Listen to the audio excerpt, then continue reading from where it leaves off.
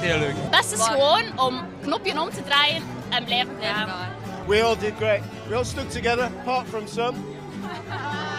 You know who you are. Het ging heel goed. We zijn zelfs nog niet moe, hè? Allee. Nee, we kunnen nog een feestje maken. We gaan straks nog eens voor een tweede keer.